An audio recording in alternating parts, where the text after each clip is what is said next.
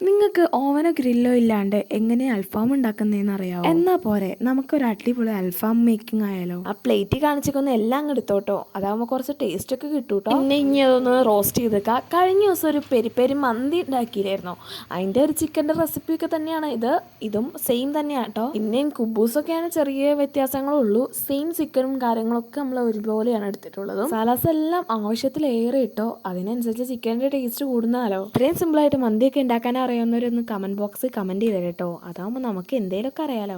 പറഞ്ഞ് നമ്മുടെ മസാല ഇവിടെ റെഡി ആയിട്ടുണ്ട്. ഇനി നമുക്ക് ചിക്കൻ ഒന്ന് മാരിനേറ്റ് ചെയ്യാം. ഈ 45 മിനിറ്റ്സ് തമ്മിലേക്ക് കൊടുത്തേക്കുന്നത് നമ്മുടെ ചിക്കൻ മാരിനേറ്റിങ്ങിന് സമയം യൂസ് ചെയ്തില്ല കേട്ടോ. ചിക്കൻ റെസ്റ്റ് ചെയ്യാനൊക്കെ ടൈം ഉള്ളവരാണെങ്കിൽ 2 മണിക്കൂറൊക്കെ വയ്ക്കാം. അല്ലെങ്കിൽ നമുക്ക് ഇപ്പം തന്നെ മന്തി വേണം, അല്ലെങ്കിൽ ഇപ്പം തന്നെ അൽഫാം ഒക്കെ വേണം എന്നുള്ളവർ വേണ്ട, കുറച്ച് നേരം വെച്ചാൽ. ഇനി ഒരു 250 ml കപ്പിൽ കുറച്ച് ചൂടുവെള്ളം എടുക്കുക. ചെറുതായിട്ടുള്ള ചൂടുവെള്ളം മതി കേട്ടോ. അതിനുശേഷം ഈസ്റ്റ് ആഡ് ചെയ്യാം. 1 ടീസ്പൂൺ ഈസ്റ്റും കുറച്ച് പഞ്ചസാരയും ആഡ് ചെയ്തിട്ട് നന്നായിട്ട് മിക്സ് ചെയ്തെടുക്കുക. അതിനുശേഷം അതൊന്ന് പുളിക്കാൻ വെക്കണം കേട്ടോ. 10 മിനിറ്റ് പുളിക്കാൻ വെച്ചപ്പോഴേക്കും അത് നന്നായിട്ട് പൊന്തിട്ടോ. ഇനി ഒരു കപ്പ് മൈദ എടുക്കുക, ഇവിടെ ഒരു പിഞ്ച് സോൾട്ട്, ഇനി ഈ ഒരു വെള്ളം കൂടെ ആഡ് ചെയ്തിട്ട് നന്നായിട്ട് മിക്സ് ചെയ്ത് കൊടുക്കുക. നന്നായിട്ട് കുഴച്ച് എടുക്കണം കേട്ടോ. കൈ വെച്ച് നന്നായിട്ട് കുഴക്കണം. ഏകദേശം 15 മിനിറ്റ് ഒക്കെ കുഴച്ചാലാണ് സംഭവം റെഡിയായി കിട്ടുള്ളൂ. നന്നായിട്ട് പുളിച്ച് പൊങ്ങണം കേട്ടോ. ഇത് ഒരു ബ്രഷിൽ കുറച്ച് എണ്ണ ഡിപ്പ് ചെയ്തതിന് ശേഷം അത് നന്നായിട്ട് തൂത്ത് കൊടുക്കുക കേട്ടോ.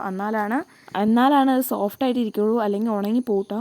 ഇനി ഇത് 2 മണിക്കൂറോളം നന്നായിട്ട് പുളിച്ച് പൊങ്ങാൻ പാകത്തിനാക്കണം കേട്ടോ. ഒരു എയർ ടൈറ്റ് ആയിട്ട് വെച്ചാലാണ് സംഭവം നന്നായിട്ട് പുളിച്ച് പൊങ്ങുള്ളൂ. അതുകൊണ്ട് തന്നെ ഒരു കോട്ടൻ്റെ തുണിയാണ് നമ്മളിവിടെ യൂസ് ചെയ്യുന്നത്.